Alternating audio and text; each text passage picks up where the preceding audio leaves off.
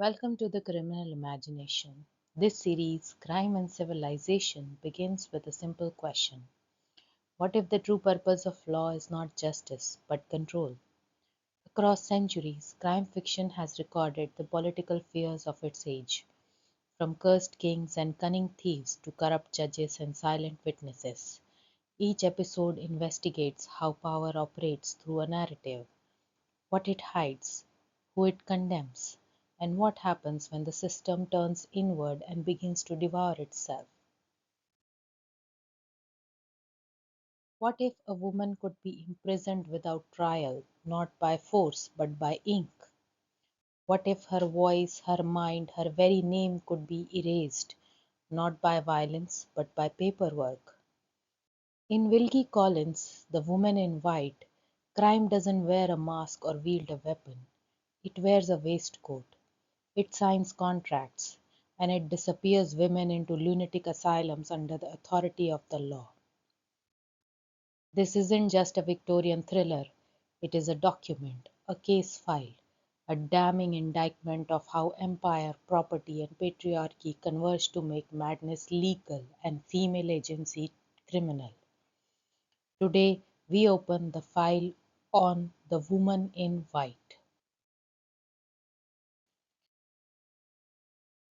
Published in 1859, The Woman in White by Wilkie Collins is often hailed as one of the first detective novels. But unlike later whodunits, this isn't about who committed the crime. We know who. The real mystery is how they get away with it.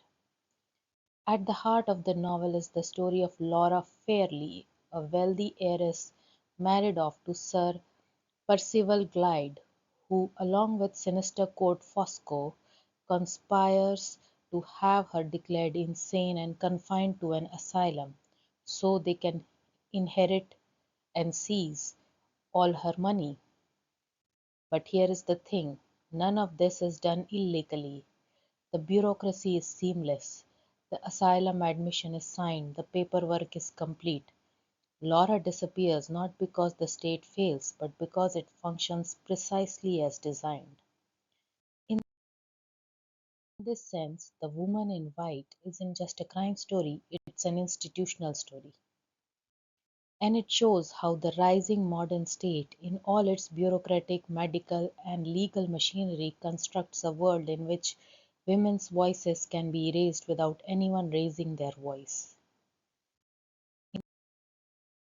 In the 19th century, Britain saw an exponential rise in lunatic asylums. These weren't simply charitable refuge for mentally ill, they were state-sanctioned spaces for confinement and control. Crucially, a woman could be institutionalized based on the testimony of her husband and one medical practitioner.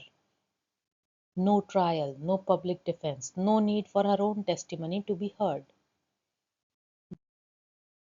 What Wilkie Collins dramatizes is the terrifying ease with which madness becomes a legal fiction, a tool of dispossession. Laura is imprisoned in an asylum while her double, Anne Catherine, dies in her place. The identity swap is almost comically thin, but no one bothers to check. The papers say it's Laura, that's enough. This bureaucratic horror story reveals the true power of the asylum system, not in walls, but its paperwork. The law becomes an instrument not of justice but of erasure. To understand The Woman in White, we must situate it within the broader machinery of the British Empire.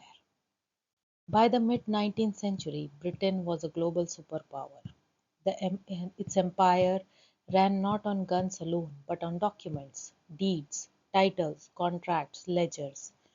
From India to Ireland, the crown ruled through paperwork.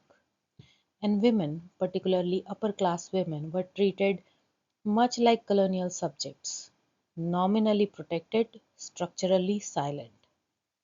Laura's fortune is not her own. Upon marriage, it legally becomes her husband's. Her very identity can be signed away.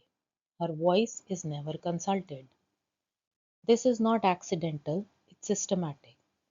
The same empire that claimed faraway lands through treaties and civilized violence also claimed its own women through marriage settlements and sanity declarations. In both cases, the victims vanished behind a wall of legal legitimacy. But Collins doesn't leave us entirely voiceless. Enter Marianne Halcombe.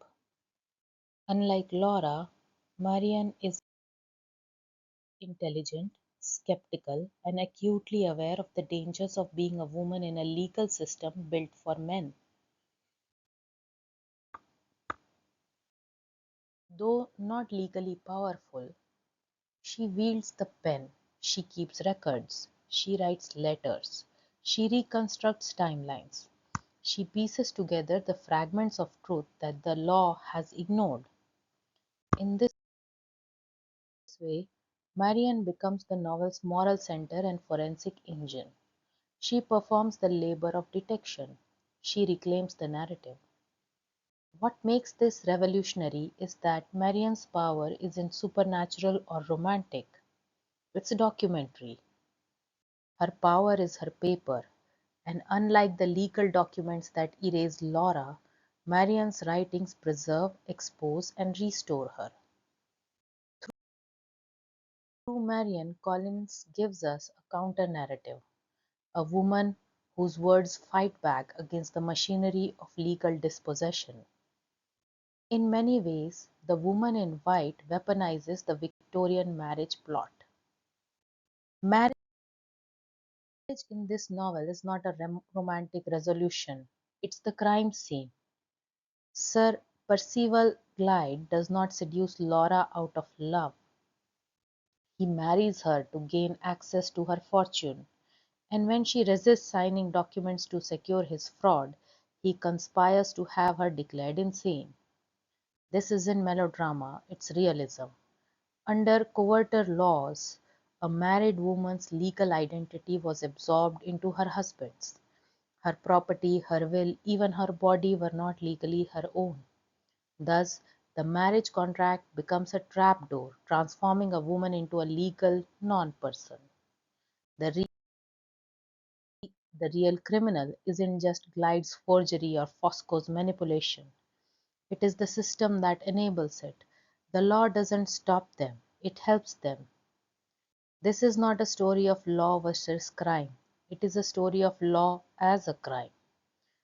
Throughout the novel, documents play a central role. Wills, certificates, letters, contracts, they form a maze of legitimacy through which the characters must navigate. Sir Percival's great secret is that he has forged a marriage certificate to cover up his illegitimacy. This false paper enables his title and claim to property. Anne Catherick, meanwhile, dies under Laura's name because the paperwork says so. What Collins reveals is that identity in the Victorian world is a fragile construct, bound not to truth but to the written record. A woman's existence, her name, her mind, her fortune can be altered, stolen, or erased if the paperwork permits it. This obsession with documents mirrors the broader legal culture of the British Empire, where identity and legitimacy were produced by certificates, not by lives. We cannot also ignore the role of medicine in this legal drama. Dr. Neve and other asylum authorities do not question the legitimacy of Laura's confinement. They trust the paperwork. They defer to male guardianship. They pathologize female resistance. In the emergent Victorian medical state, the line between health and madness is often drawn along lines of gender and class. A woman who is emotional, resistant, or inconvenient can be labeled insane. As historian Elaine Showalter and scholar Michael Foucault have both noted, the 19th century saw the rise of moral insanity, a vague diagnosis often applied to women who failed to conform. The Woman in White is a chilling dramatization of this. Laura is not mad, but her refusal to obey and her legal value as an heiress makes her confinement both profitable and plausible. In this world, the asylum is not a place of care, it is a tool of control.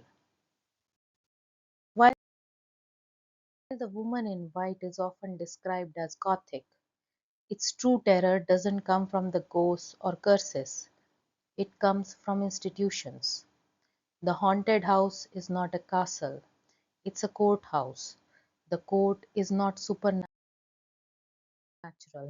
it's a woman still living but erased by law. The villains are not monsters, they are baronets and doctors. The weapon is not a dagger, it's a deed. This is a bureaucracy of horror, a state apparatus that writes women out of existence while pretending to protect them. In many ways, Collins's novel is prophetic. It anticipates the 20th century fascinations with surveillance, legal manipulation, and the banality of evil long before Hannah Arendt gave it a name. And it places women at the center of this legal nightmare, not as victims of individual cruelty, but as casualties of systematic design.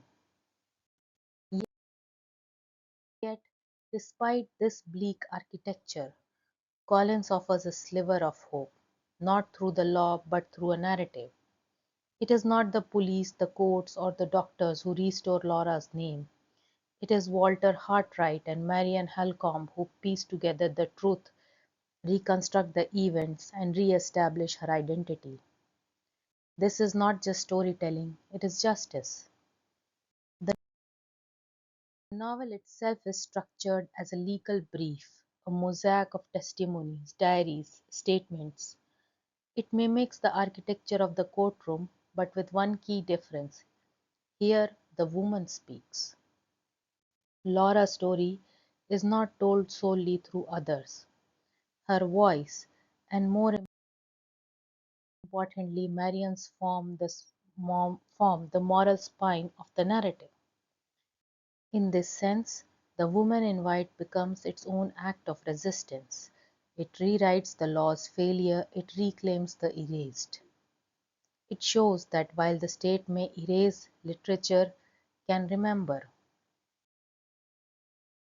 The Woman in White is not about a murder, it is about a disappearance, a legal vanishing, a bureaucratic violence that history has often refused to name. It forces us to ask, how many women have been written out of existence? How many voices have disappeared through the doors labeled wife, patient, heir? And how many crimes like this one were never called crimes at all? Think about it. Today, we explored how Wilkie Collins used crime fiction not to entertain but to expose a terrifying truth that the greatest erasures in history often happen on paper. As Marian Halcombe once wrote, "My pen is the tongue of my eyes."